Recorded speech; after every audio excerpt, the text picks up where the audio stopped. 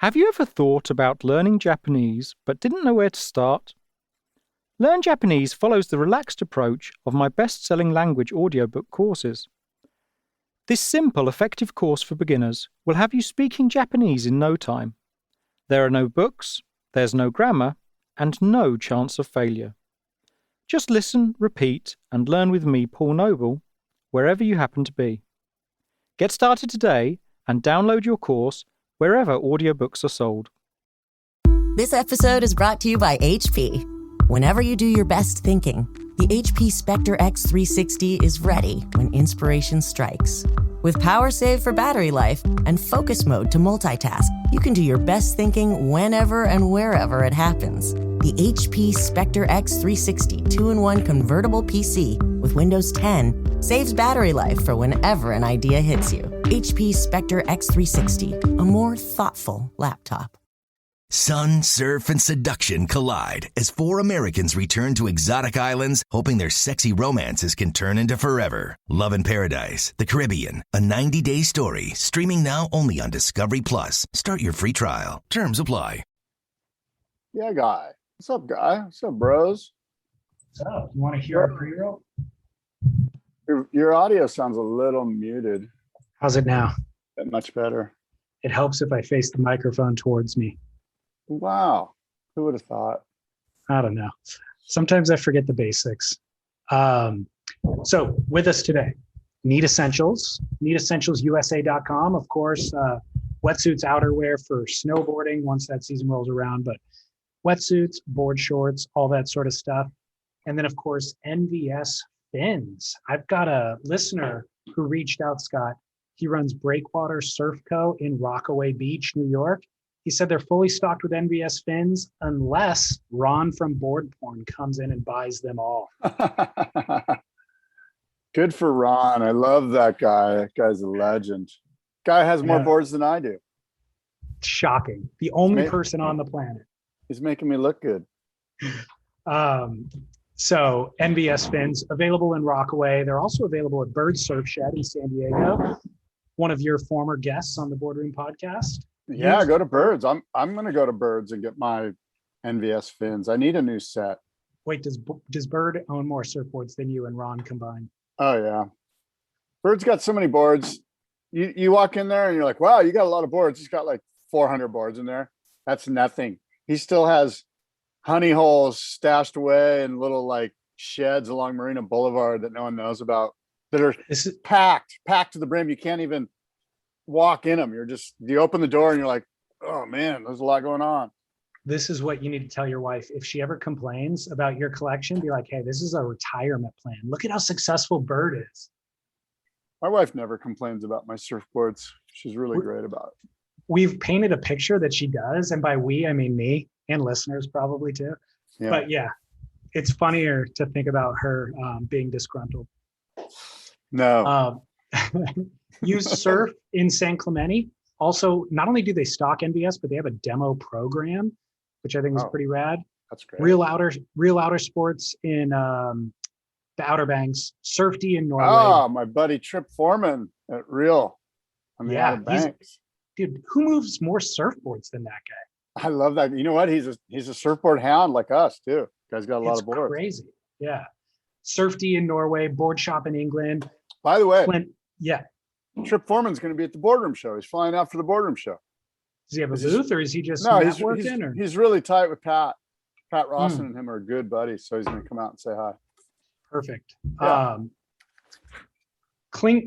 Klinika Board Shop or in Israel, Surf Ride in Solana Beach, and XTR in Japan. Those are our NVS retailers. Not a comprehensive list, but for listeners around the world, go for it. Surf Ride in Solana Beach is just right down the street from me. I'm going to have to go there. I've been known to go into Surf Ride in Solana Beach, and my buddy John Ennis runs this place, and I know a lot of the people that work there. And I'm kind of the freaky consumer that'll walk in there just to like buy a bar of wax. You could potentially walk out of there with a surfboard under my arm. You are there. They see you coming a mile away, and they're just like, all right, boys. Grease. They're like, no, this guy is easy. They're like, easy. You don't even have to do anything. And the new kid in the back is like, yeah, but we just sold him 3 boards last week. And I heard on the podcast that he bought another one down the street. They're like, yeah, don't worry. He's ripe for the picking. I am. I'm going to play a message for you, Scott, and then we're going to go into a yeah guy. You ready for it? Sure.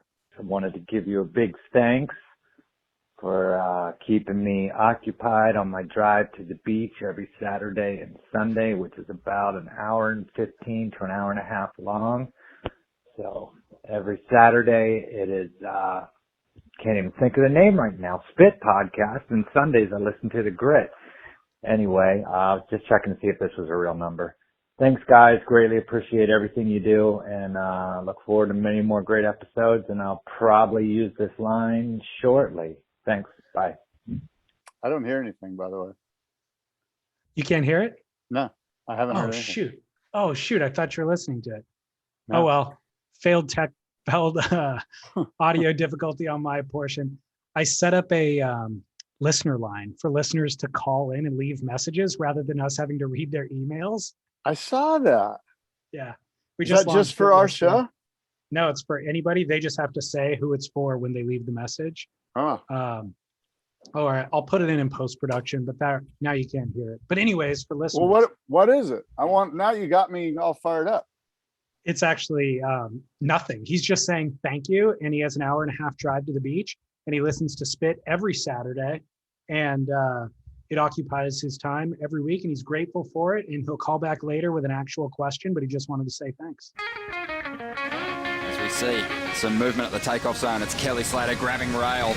A clean entry, this thing holding open, it spits. When it spit me, I thought it was going to spit me off my board. Comes out with the spit, spits him out. Comes out after the spit. Gets spat out of another good-looking wave here. Spit. We're just spitballing, right? Yeah, I got it.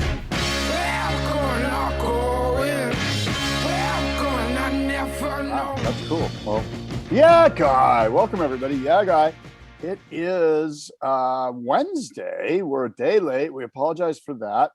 And it's July, I believe, the 21st. Let me double check. Yes, July 21st. And David Lee Scales, Scott Bass here. We are spitballing with you. We're talking all things surf culture, surf music, surf history, surf legacy, friggin' surf waves, surf.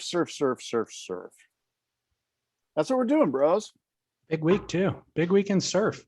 Not a lot of surf music, but a couple of things to follow up on. The biggest news of this week, you made a cameo appearance on Shark Week.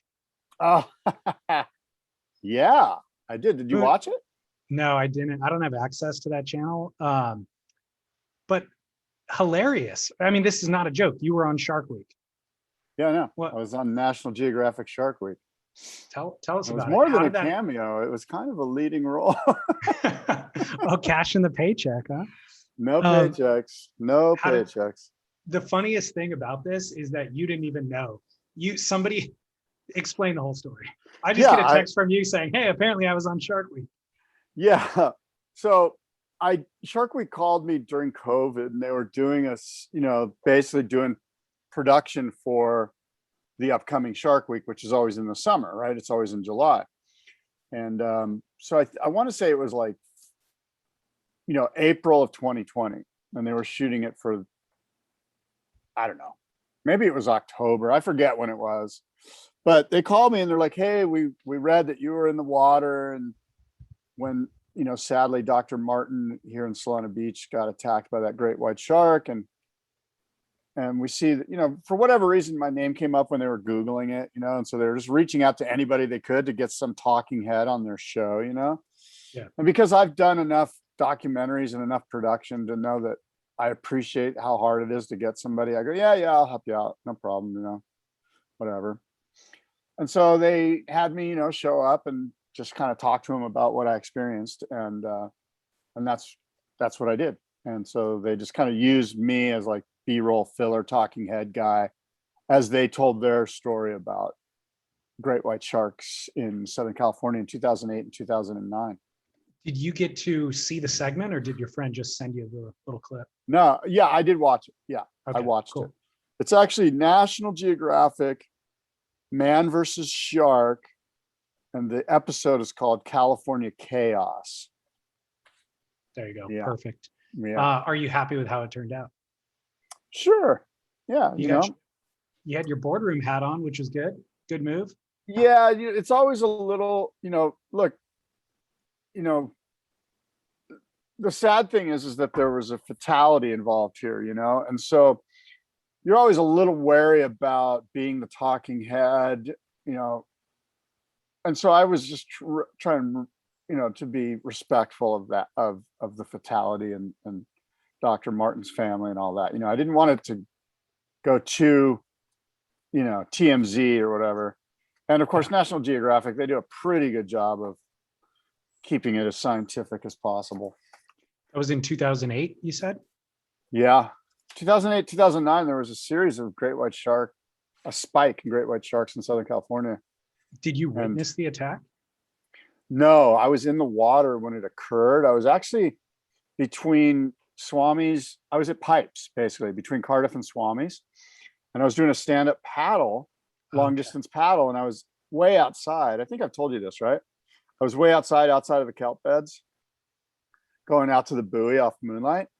And I see the friggin' helicopter like circling, coming down the coast, and there's this muffling coming out of it as it's making its announcement. I'm like, whoa, what's going on? And it keeps going over all these different pods of surfers and making this muffled announcement.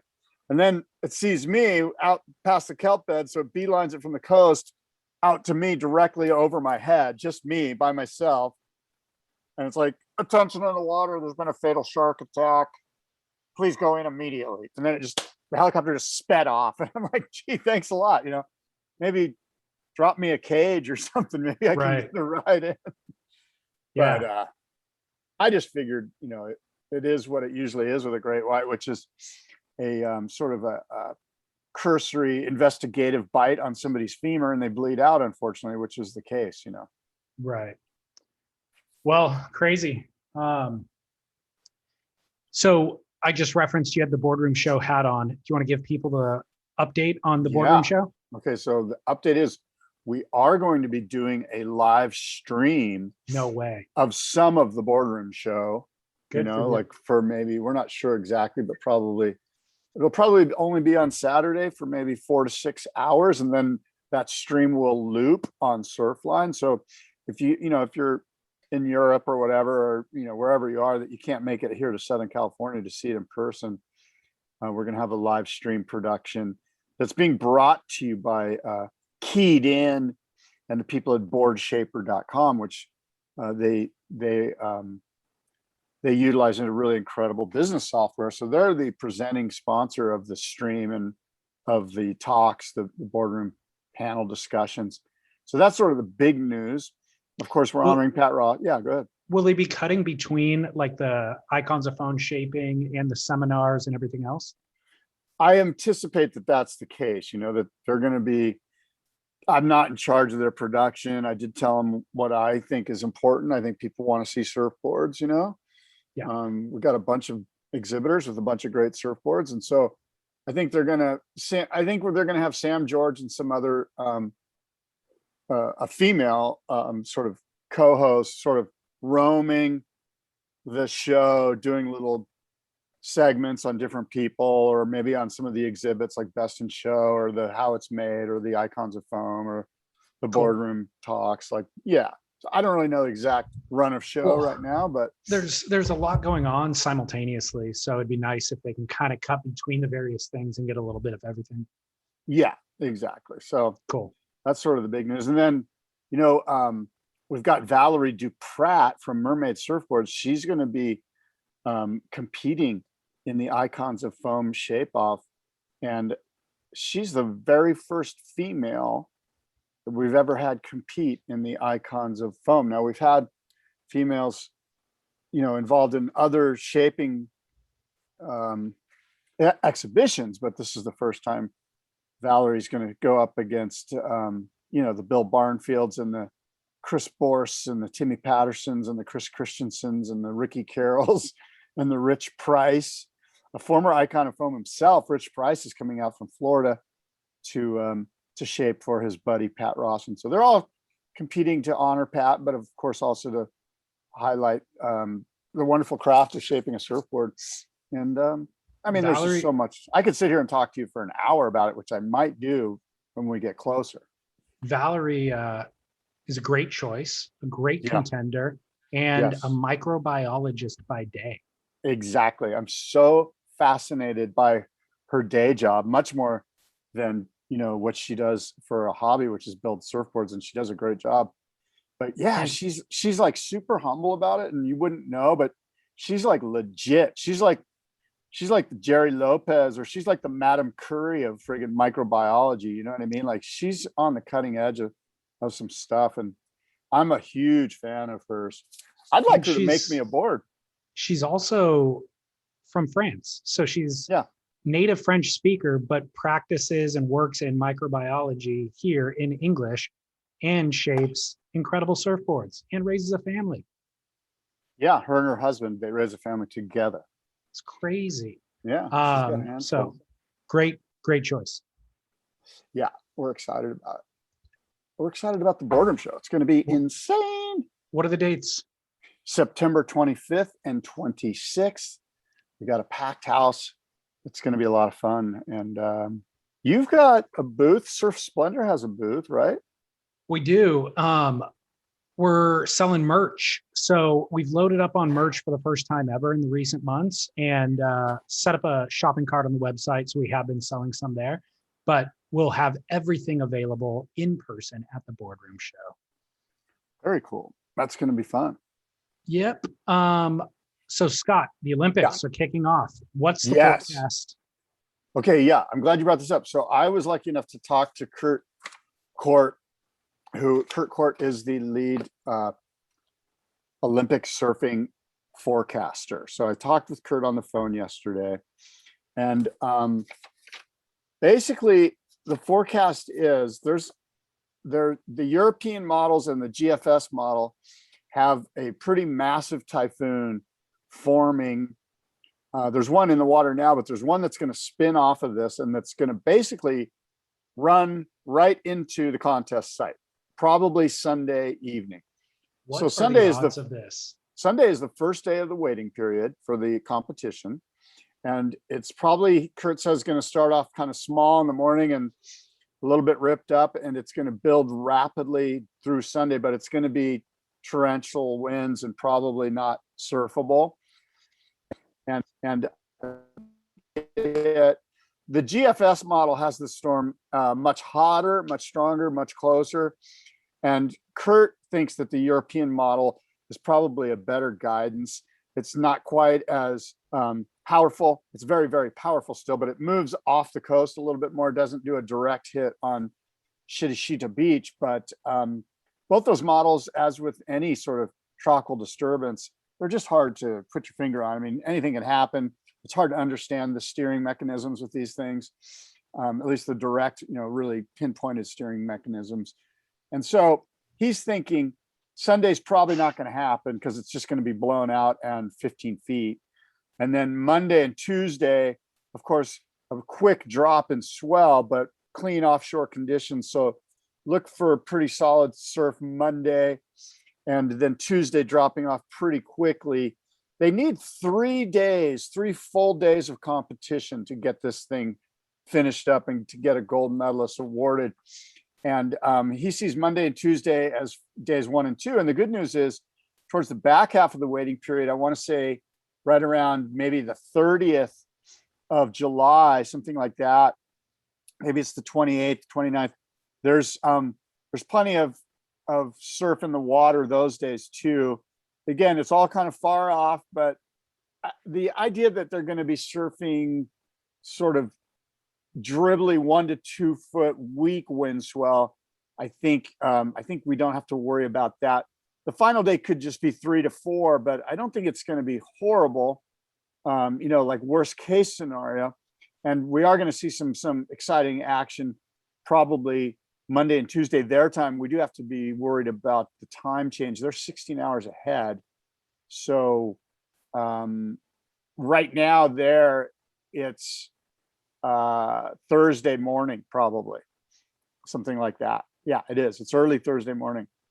So did you get any insights into how we're going to be able to, or if we're going to be able to view it?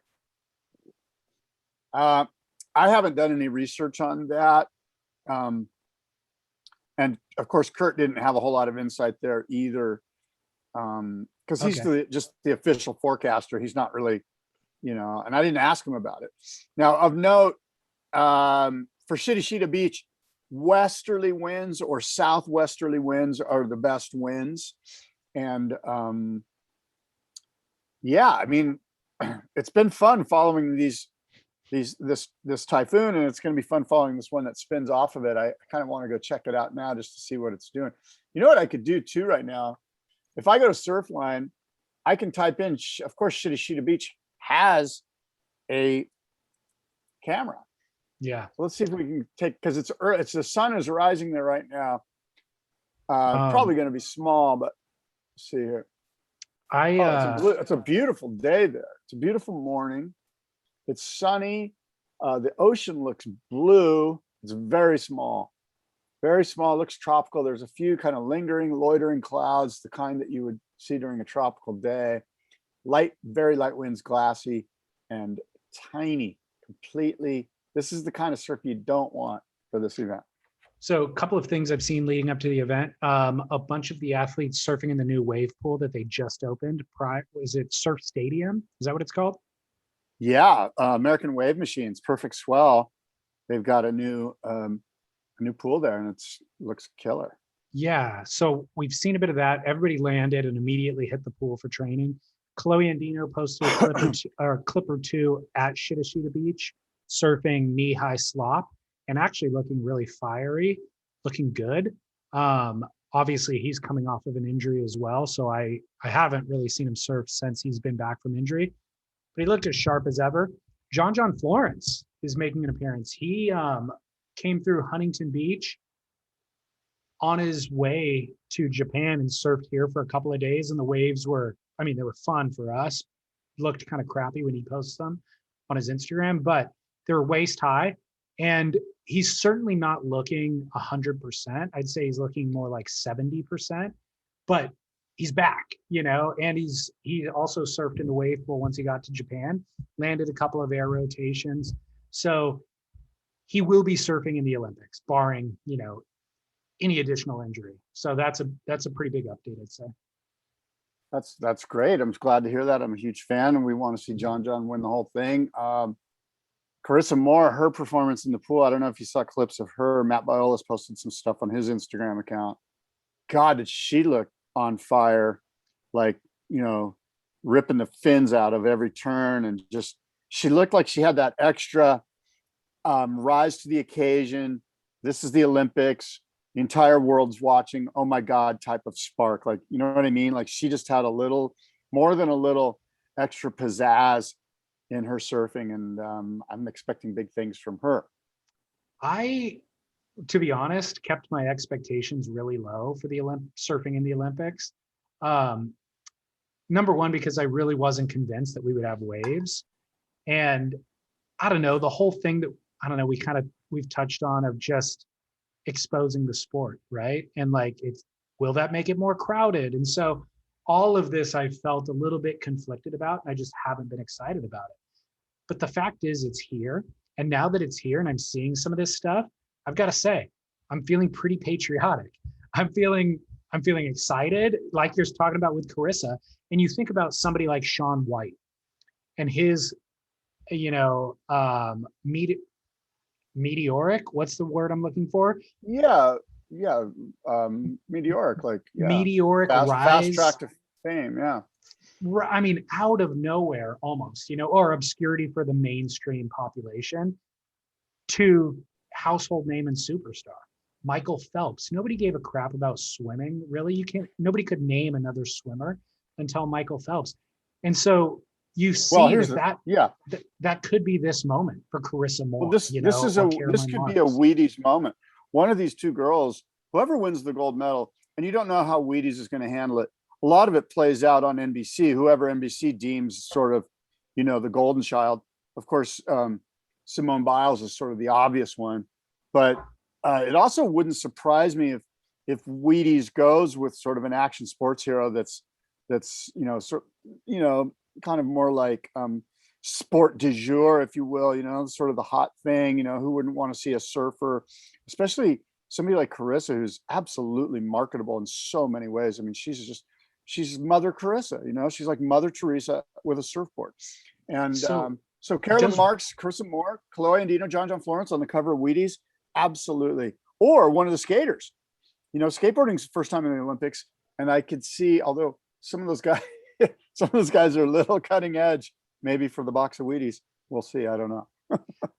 It's hilarious that Wheaties is even part of the conversation. I feel like their only relevance is the Olympics. Otherwise, are you buying Wheaties? Have you bought Wheaties in the last 30 years? I can say with confidence, I've never purchased a box of Wheaties. I have eaten Wheaties. I've eaten Wheaties, but I haven't purchased a box of Wheaties. I can't even remember eating them. I think they'd be actually wise. Where you ate them? I know where you ate them. This is where you ate them. When you go on those surf trips, and in the morning they like lay out like all the different cereals and some fruit and stuff, and you basically kind of scarf down and then get in the boat and go. You probably ate Wheaties then and didn't even realize it. If I was last in line and everybody grabbed the other cereals, then yeah, but I'm not last in line in the morning. So I just haven't had it. And the reality is they should use this opportunity to rebrand or just offer Wheaties with red berries or just any variation of Wheaties with Carissa Moore on the package. And I think they could revitalize the whole brand, and then they could sell product throughout the years, not just once every 4 years. Cool. Well, remember, if they're as smart as you are, yeah, maybe they would have already done that. I know. They should really be listening to us. Nobody has the marketing. Where the hell are you, by the way? In my living room. That's a mirror behind me. There's a lot of white space. It feels like a hotel room somewhere. There's a lot of white space. That's just the wall behind me. Gotcha. The problem is upstairs is freaking 10 degrees hotter than downstairs. Oh, I know. I'm in the friggin' hot box right now in the garage. Do you have it ventilated in any way? Yeah, there's an open window here. Okay, good. You also get coastal breeze. You're right. You're not far from the water. The other thing I wanted to talk, I don't know if this is the time to segue or not, but we're talking about careers being launched. There's another huge news story this week, a retirement news story. Careers being ended and potentially a final event at the Olympics for one Julian Wilson. Really? I don't know anything about this. Fill me in. Breaking news for Scott. No. Oh my gosh. Yeah, wow. What's going on? Okay. This happened, I feel, on Friday of last week. Julian Wilson took to Instagram and said he is effectively going on hiatus from the WCT. He is going to compete in the Olympics, but he wants to focus on raising his family. He specifically cited COVID-19 as being too big of a threat to bring his family on the road with. So his family has to stay home, but B, going on the road with and then bringing back to his family. So he doesn't want to leave his family and come back. And it's also just way too much time in between all of that stuff.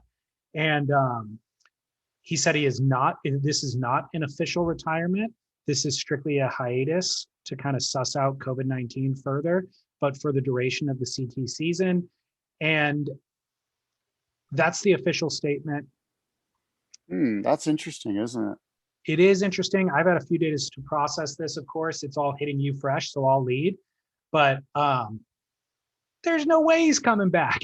I'm like, in my mind, I'm like, this is an unofficial retirement. I do not see Julian Wilson coming back. I also see that he's been losing heats since pre-COVID-19 in a steady kind of downward trajectory. And this isn't to do with his lack of talent. This isn't to do with his lack of desire. This is specifically to do with his diffused focus. He loves his family. He wants to spend time with his family. And so when he has to trade that for going on the road, or even if they're on the road with him, when he has to then go, focus and surf a heat, his focus is diffused. And I think that is not an insult. That is not a bad choice. I think that that's actually a very responsible, mature choice, and I can fully honor it and support him in it. But I think that his decision to stay home, maybe COVID-19 certainly does have, it's expedited, what was kind of the inevitable or what had kind of been bubbling under the surface.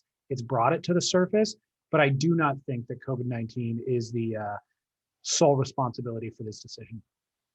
Okay, I'll take the bait and suggest to you that this is the exact reason why Julian Wilson will win a world title, right? I love it. How many guys who are super talented have we seen take a little hiatus and then come back and win a world title? How about Mark 4. Akalupa? How about Tom Curran? How about 6. Andy Irons got kicked off the tour one time and came back hungry. Kelly Slater, right? So I'm sure there's a few others that I can't think of, but maybe not. But anyway, my point is, you're right. He has been sort of, I wouldn't say he's been underperforming, but he hasn't necessarily got, the turn that he would hope the judges might give him on occasion. Maybe he's surfing a little flat. We've got, of course, the COVID situation, which is difficult. The whole 2021 season's semi-lame. Nothing like taking some time off with a great excuse / reason, family and COVID, to then go, hey, WCT, remember me? I'm an Olympian from Australia who's been in the top 5 or 10 on the CT rankings for years. I'm now 29, 30 years old and ready to go. I'm highly marketable. Please give me a wild card for 2022 and watch me come back. And we'll be eager to see the new Julian revved up, rested, revamped, and ready to rock. Julian Wilson 2022 2.0. I love it. It's a good take, but let me ask you this.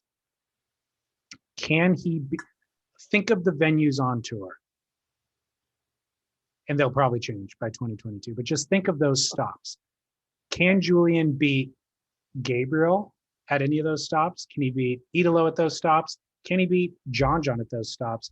Can he even beat Felipe at most of those stops? Can he? Yes, he can. The probabilities, what are the percentages?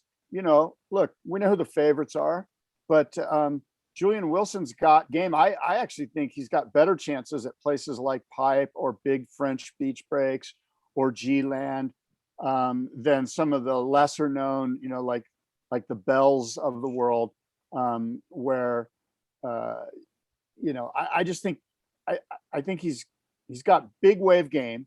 I think he's got that.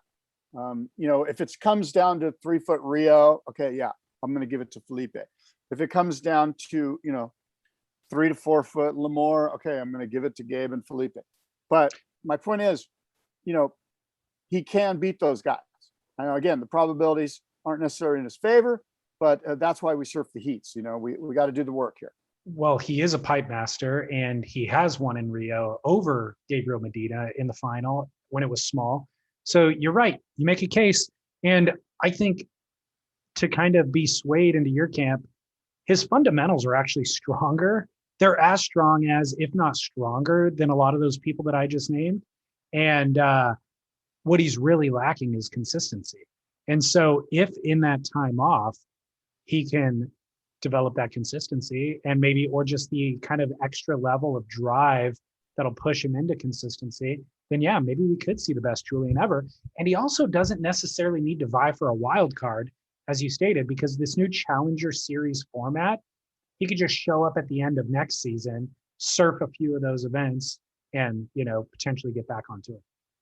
Well, I could see that. Yeah, I could see, in fact, maybe it's not 2022, maybe it's 2023. Yeah. But if he takes all of 2022 off, you can only change so many diapers and do so many honeydew lists to Home Depot before you're like, shit, being a competitive surfer wasn't such a bad gig after all.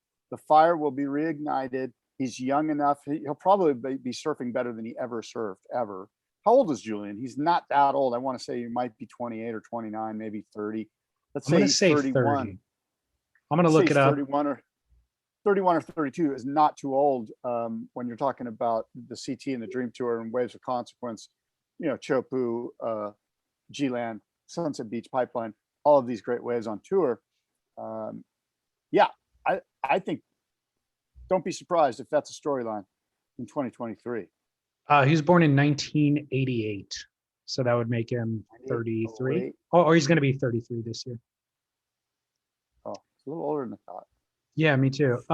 So, but he still has time. I mean, that's the thing is the athlete's longevity now, you know, it's not too old to be 33. Be curious to look at how old Mick Fanning was when he won his last title, how old Joel Parkinson was when he won his title. I'm sure those guys were in their 35. I bet those guys were like 35 years old. Yeah, I'm 39, and I think they're right around my age. So yeah, they would have been 35 or so. And I could see Julian doing what he's kind of stating that he wants to do, which is bring his family on tour with him. You know, he could win a Joel Parkinson type title. So yeah, absolutely. Awesome. Well, I'm so shocked that you did not see that news. And good for Julian, by the way. I would like to state good for Julian. I think this is a great decision. Yeah, exactly. I do too. I really do. Maybe there was some burnout there. It's time for a little recharge, get the family organ, get the COVID thing taken care of, get it out of the way. No more quarantines. Let's spend some time. Let's reignite, get the fire going. I could see this thing happening in his favor. And the other thing is this whole COVID season feels so disoriented and uncertain that it's like if the WSL can't promise you that these events are actually going to happen, then it's hard to put your family life on hold. So go with certainty. And I think obviously Ace Buchan has made this decision through a lot of this year, choosing to stay home for events as well. So I think it's a smart move. I mean, frankly, the government of Australia has been, they've been steadfast in the way they're handling this pandemic, and it's been really great for the country there. But it's difficult to travel if you're an Australian. You're looking at 14 days every time you come back into the country, and that gets old quick, and we don't even know what it's like. Yeah, and we complain about wearing masks. Right. By the way, you go. Guess what I did the other day? I randomly pulled into CVS pharmacy, got my third shot. No way. Is that what that bracelet is on your arm? No, I just bought the bracelets because I'm a fan of vaccinations. But I got number 3. It's Band-Aids off, but you're wearing a bracelet on both wrists, it looked like. You want everybody to know, in case somebody can only see one arm and not the other, they will know that you got the third. Not about me, it's about you. I want you guys to get vaccinated. You're so good for my business. I need business. You're altruistic. I was gonna say, are you threatened by the Delta variant at all? Absolutely, man. I can't handle another year of no work. Look, if this thing starts killing people and they start shutting down businesses again, it is just not good for anything. Nobody wins. Nobody wins. Yeah. And so it's time to vax up and get this thing behind us. Like, let's not be idiots here. You know, if you're for a strong, healthy economy, then I'm suggesting do what the experts do and get vaccinated. But I should, I'm not here to make this, I don't want, I better just shut up now. I'll just shut up right there and just say, that's my opinion. Do whatever you want. Smart. But the fair is scheduled at Del Mar right after the boardroom show, right? So all systems are go. Yeah. Oh yeah. No, we're going forward unless we're not. So you want to hear about somebody who did pull off a pretty amazing travel feat? Mason Ho? No. Yes. Similar. Stab Magazine, right after they finished filming the electric acid surfboard test with Mason and Coco, they had surfers from around the globe, 18 surfers, and judges and filmers all fly in to Costa Rica, and they filmed another edition of Stab High. And this is going to premiere tomorrow night. They are also doing it in 4 episodes, and it'll air every Thursday. And I'll read a little bit from their website. 18 surfers, 6 ladybirds, 5 judges, 10 filmers, and all of Stab's US staff made the trip to Playa Hermosa, Costa Rica in early May. with one goal in mind: raise surfing's progressive ceiling. Once everyone received their marching orders, it was off to the races, with competitors having 12 days to go as high as humanly possible, while Stab is and always will be, while Stab High is and always will be a competition, it became evident from day one that this was about a lot more than merely crowning a winner. So another series on tap with Stab. That's pretty cool. Who are some of the surfers? Man, I didn't even write that list down, but it's a long list. Ian Crane, Mateus Hurdy, Mickey Clark from Ventura, a bunch of no names, to be honest. But they What did about a fantastic. Zeke?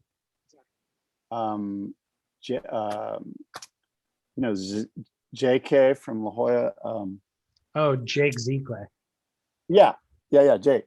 Jacob Zekle. I did not see him Jacob. there. But I'll tell you what, we've talked in the past that we like Stab High.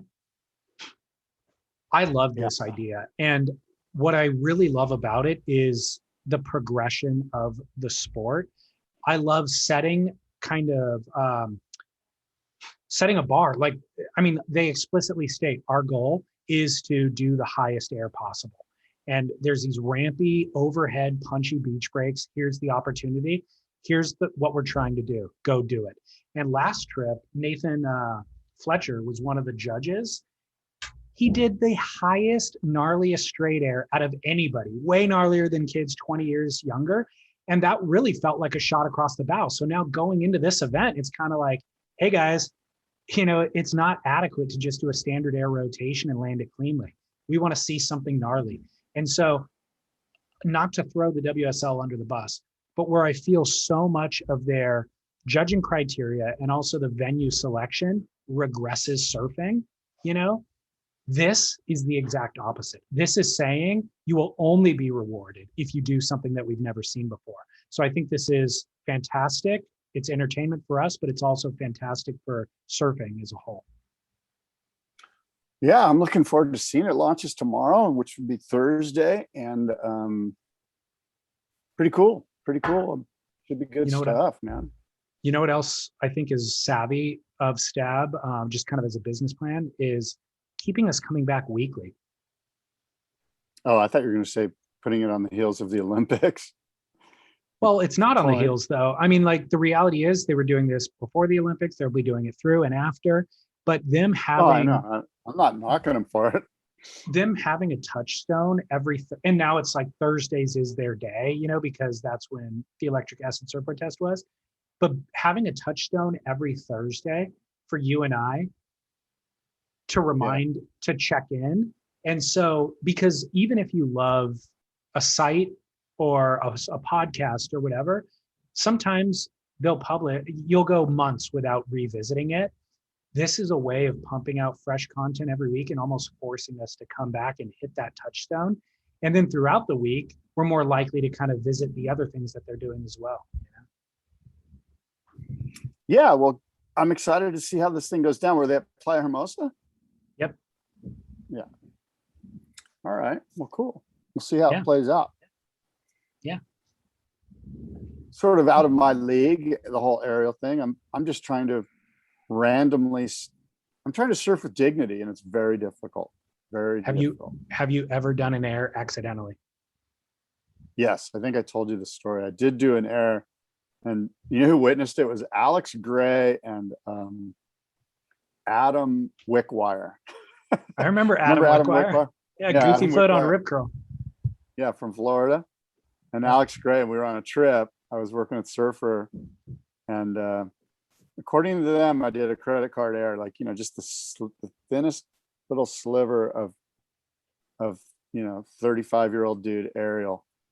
I'm sure were you attempting to do an air? I think I might have been, because those guys were just busting. And so I was, then I had it. I was, what's the word? I was sort of vain enough to think I could hang with these guys, And so I was Gotcha. probably like, oh yeah, watch me, bro. And it was hideous. Okay, I need details. Where were you? Like, where in the world were you? And then also, was it an end section? Was it a right? Was it a left? No, it was a right, and we were down at that beach break there just north of Cabo. Pescadero, is it or no? There's two little beach breaks up there. Anyway, I'm not sure. yeah, it's slipping my mind right now. But anyway, it was a right-hander, and right coming into a left. I think it wasn't anything worthy of a full breakdown. I just did a turn and might have gotten lucky, and somebody said, "Oh, bad," It was Awesome. It was Well, lame. the fact that you had witnesses is awesome. Yeah. I tried to do one the other day. It's atrocious. Really? But oh my gosh, yeah. Well, it was a section. It was an end section like you're talking about. That I'm like, this is the section you have to do it on.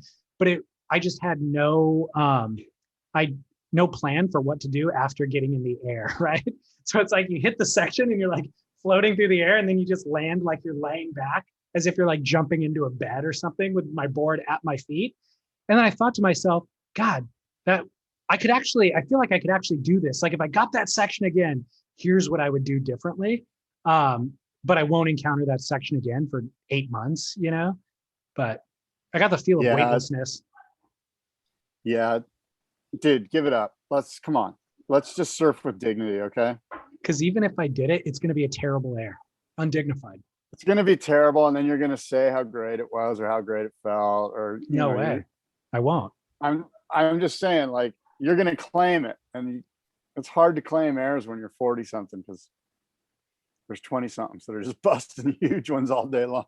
13-year-olds. Surf with dignity, my friend. Be stoked on your bottom turn. Speaking of dignity, how was your conversation with Sean Thompson? It was great. In fact, he brings a lot of hot takes. He's got a hot take on Noah, calls out Noah Dean pretty hard. Tell me, what does he say? Tells Noah Dean to shut the hell up. And when did Noah Dean say something? Like 8 years ago? I don't want to speak for Sean. You should listen to it. I will. He's got hot takes on the Olympics and Olympic surfing and all sorts of stuff on Busting Down the Door, the movie, and Fast Eddie Rothman, all that stuff. Sean's a great interview. Honestly, Noah Dean, the only time I remember Noah Dean saying something was F the WSL, and that was at least 8 years ago, and I haven't heard him say much since. I'm not sure. I think he might have said something recently. I don't know what it was. I was just letting Sean go. I didn't ask him what he was referring to. He was just like going on. Has he gotten more ornery as he's gotten older? Sean's always had a little orneriness in him. I don't identify him that way. I don't know if ornery is the right word, but he's got a deep-seated passion and fire that can't be stamped out by, he's not going to back down. Can't be stamped out by Noah Dean's 4-foot airs. No. What was his thoughts on the Olympics? He had some thoughts. I told him who I thought was going to win. He was excited about the women's side of the draw. How incredible the women are surfing these days. And he's right. I think if you looked at it, through the right prism, it could be argued that in the last 10 years, women's surfing has accelerated faster and probably to greater lengths than men's surfing has. Yeah. Like the women are closer to the men now than they've ever been. Totally. So his talk about the Olympics wasn't pro or anti surfing in the Olympics. It was more about the actual athletes. Yeah. And he's very much pro competitive surfing in general, he's kind of anti wave pool.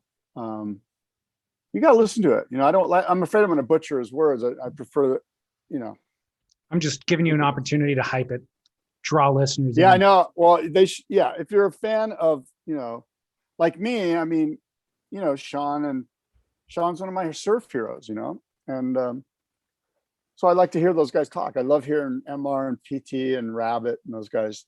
I like hearing their takes on things because that's sort of my wheelhouse. You know, it'd be like if you're a kid now and you got to hear, I don't know, Noah Dean.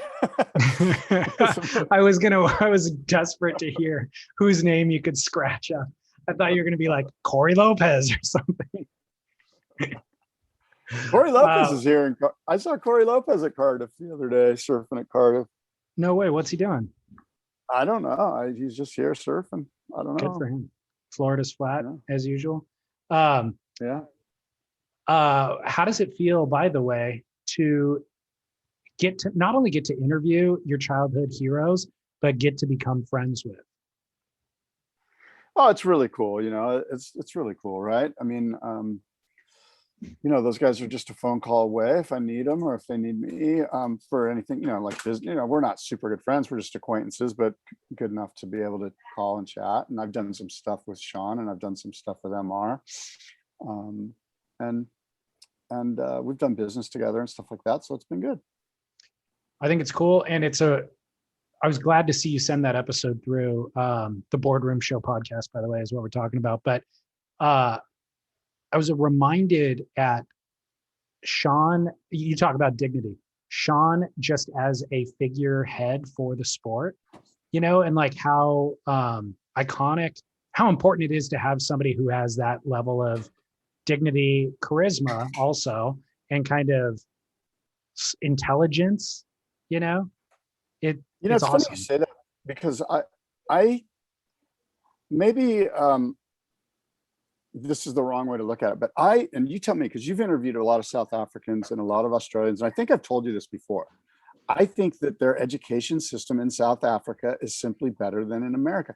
Every time I talk to a South African, they are so clear and concise and such great communicators. True. And they have a much larger vocabulary. They very rarely say, like, bro, dude, yeah, guy. None of that bullshit is in the equation. They just seem like they come from a better educated, a system that has better education, especially the South Africans, man. They are, like I say, they're just better communicators. They sound professional. They sound like they have a grasp of the English language above and beyond your normal utterances. It's entirely true. I had not isolated or thought of South Africa specifically in that regard, but you're entirely right. Every South African that I've ever become friends with or know totally fits that bill.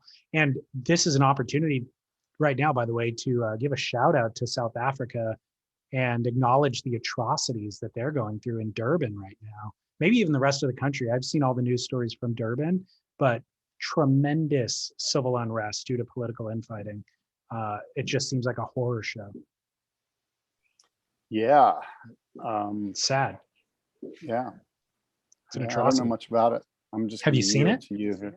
I've seen a little bit of it. Yeah, but I what's interesting to me is how it's not really in our sphere of news cycle, you know, like, and I guess it mostly has to do with there's not a lot of economic ties between our two nation states. Like you'll hear much more about Asia and China and even the Middle East because of you know, our economic ties to those regions. But South Africa's so off of our economic radar, I guess, that's why it's not making the nightly news, you know, but it's pretty horrific, the stuff I've seen on Instagram. I know Travis Logie posted some stuff, and that's right. Graham Smith, Jordy Smith's dad, posted some crazy footage of some radical just warehouse burning and parts of the city burning down. I don't even know what it's about. I really don't even. I can only take in so much, man. My bandwidth is limited. And I'm so swamped. I'm just like, that's too much for me right now. I better just stick with trying to figure out which type of wax to use. Well, it's relevant in regard to the surf world, you know, because Durban's such a world-class surf destination and has kind of given us so many professional surfers, has such a great surf culture. It's a destination for international surfers, all that. But also, and I won't try to pretend to understand the political dealings or the unrest or what's happening, even though I have read into it and seen people have explained it to me. But ultimately, what it comes down to is civilians have taken up arms in the street to protect their homes, their resources, Grocery stores have been completely looted and pillaged. People can't get food. Babies are going without food. People cannot get their their necessary medications to keep them alive because all of those supply chains have been cut off. And civilians are literally guarding and protecting their property with guns and still being overrun at times. And in the streets, it's pure like a war scene. Cars overturned and on fire, trash everywhere, everything's been looted, and it's pure pandemonium. And we don't get exposed to any of that in Southern California, but there was times in the last year or two of our own kind of political divisions where there were these little kind of microcosms of riots that gave you a realization and a bigger sympathy for what is the reality for other people around the world. And so when I see that stuff now, it's like, man, if you had to live with that every day, that's horrific. Your value systems become very different, Yeah. Protect our democracy, man. So shout out to those in South Africa. Yeah. Scott, we were referencing Noah Dean. My must-see moment includes Noah Dean. Do you know what it is? Come on. It might be, is it Stab 100? Stab 100? No, it's Volcom's latest film, that's Lobotomy. Cool. Yeah, I saw that. I saw Lobotomy. It's pretty insane. Holy cow. Holy cow. Is the opening sequence, I think, is Noah Dean. Yeah, it starts. Or is it Jack? Then it goes to Jack. Yeah, it's Jack and Noah kind of trading waves at that wedgie right peak. That's Durban, isn't it? I mean, not Deba, I mean. Yeah. No? So Deba. I mean, the one shortcoming of this film, which I shouldn't be leading with it, but traditionally on these surf films, the ones that Volcom has put out, they spend a year or two traveling around the world and you see these surfers surfing all these different locations. This is a little bit more concise. This is kind of individual sections maybe made up from one surf trip. Ballroom Stacks section is him in Puerto Escondido. But that shouldn't, and this is all limited, of course, by COVID, but that shouldn't diminish your enjoyment of this film at all because the ballroom section specifically is unreal. He's surfing Puerto pretty much maxed out. It's like double to triple overhead, and the kid just absolutely charges. Of course, Jack Robinson's section reminds you why Jack Robinson has all the accolade he does, despite his performance on the CT this year. Ryan Birch's section, the left on the log with all that fancy footwork is just unreal. Where was that, do you think? Mexico? Was that Pavonis? Oh, it could have been. I was thinking it was trying to figure out where that was. I don't know. But it's a great contrast of flavors and sensations in the film, to see kind of Ballroom's giant barrel stuff to Noah Dean and Jack Robinson's radical stuff to Ryan Birch longboarding. It's like, but it all works completely. The film is fantastic. Lobotomy by Volcom. Super good. Excuse me. Yeah, I watched it and I liked it. And I mean, there's some Jack Robinson footage at North Point that's mental. Whole thing's mental. Super fun. That's going to get you fired up to go surf. It is must-see moment, but also arguably one of the best surf films of the year thus far. Wow. All right. A hype film. Hype you up for surf. Right. Do you have a must-see or a Duke or anything? I do. My Duke is Rockin' Fig, who sadly passed away of a heart attack at the age of 64, which is really young. And Southern California surfers, of course, know who Rockin' Fig is. But if you're a listener in Europe, Rockin' Fig was sort of like, I don't know, unofficial mayor of Huntington Beach. Can you go there? Yeah, you could. Yeah, he's kind of like the guy. He and Buddy Lamas. You had to kiss the ring and go say hi to him. And you didn't have to. You'd be honored to. You wanted to. You know what I mean? It was like, I actually stopped by his shop one time and he was kind of salty, I thought. Tell me, he didn't know me from Adam. I was just in there like I might have been promoting something. I'm sure I was. I was probably I might have been promoting like a boardroom show or something, or asking like, him to put posters up or something. Yeah, something like that. Where he was kind of like, ugh. not in my town, bro, or whatever. You didn't kiss the ring. I did not kiss the ring. I did not kiss the ring. Oh, Lordy. Well, yeah. But So sadly, he's passed away. He was a good guy, and it's a bummer. And I know well, he touched a lot of lives. You said, yeah, passed away at, what was it, 64? Yeah. A young Heart attack. 64. He looked the same that he did at 34. I mean, I know. He'd always be wearing a cutoff or a tank top and, a trucker cap, but he had the exact same look. I don't think his hair grew, but I don't think he cut it. It was just like always the same length, no matter what. He didn't seem to age.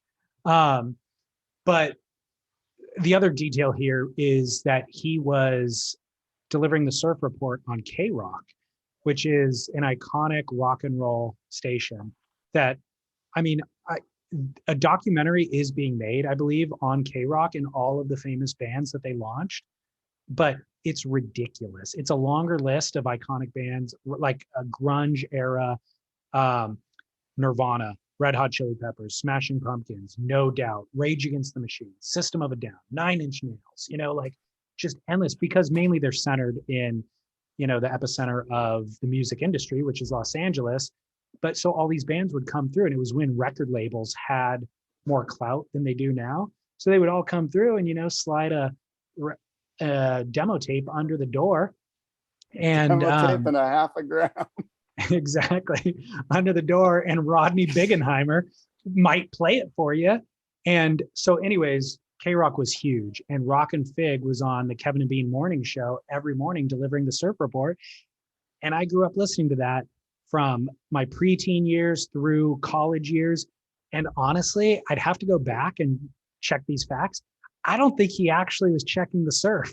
I think he just kind of delivered the same report every day.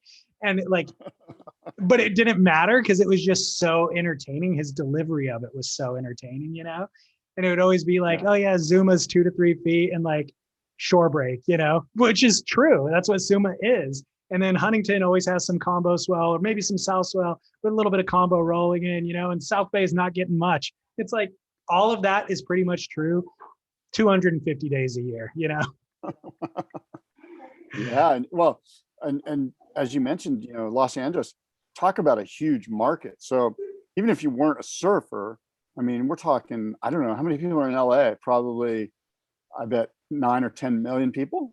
More? Yeah, I'll look it up while you're talking, but I don't know. KRQ is reaching a lot of people, so Rock and Fig, a lot of people heard Rock and Fig's trip, even if you weren't a surfer. You were listening, you heard the thing and you went, oh, there's that surf dude. I mean, honestly, that's exactly right. The vast majority of the audience didn't give a crap about surfing. He was just super entertaining, Yeah, and then the radio station didn't give a crap either. They were just like, dude, we're in Los Angeles. We need a surf reporter. Bring on Rock and Fig, and it was, we need to fill airtime. Well, it's like, you can't be in LA without a surf report. It's just like, that's what we are. It's, Well, so Rock and Fig had a surf shop as well on Main Street in Huntington Beach. It's still there. And so that became like, this guy who you hear who's just part of the voice of Southern California. You can just go into the shop and buy a bar. You would prefer to buy a bar wax from him than somebody else. And so anyways, yeah, he's synonymous with Huntington Beach, and he will be missed. So it's a great Duke call, Scott.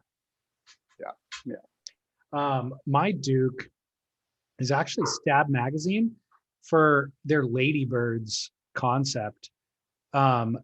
This is part of Stab High. They have a girls, I'm not even going to say women's division. It's a girls division. They're young girls that they're flying in from around the world to do this. They did it in Texas last year. They're doing it in Costa Rica this year. And again, giving kind of a bar for people to jump over, pun intended. And I think that kudos should be given to Stab Magazine for their investment in the Ladybirds. All right. Well, I think that's a worthy Duke as well. We got Rock and Fig and Stab with their Ladybirds propping up the young females who are ripping. These Ladybirds, by the way, are doing gnarlier airs than the professional women on the CT. Yeah, you heard it here first. Yeah, that's true, and it's Yeah, it's not that the women can't do it. It's just that does the format Preach, limit them? preach, Maybe it preach. does. Maybe it does. I keep talking about putting F1 drivers in go-karts is what the WSL has been doing. And this is further evidence of that. The Yeah. air that Carissa Moore did in Australia this year was sick, but honestly, check in with Sierra Kerr, check in with Aaron Brooks, these 13-year-old girls and what they're doing. And so, not to take anything away from Carissa, but again, it's a format issue. Well, I do think if Carissa continued that sort of trajectory, no pun intended, that she would be rewarded. The judges would reward her. They rewarded that one. And so in many ways, it can be argued that it's on the pro surfers, it's on the women competitors to kind of go, you know what, it's time to raise the bar.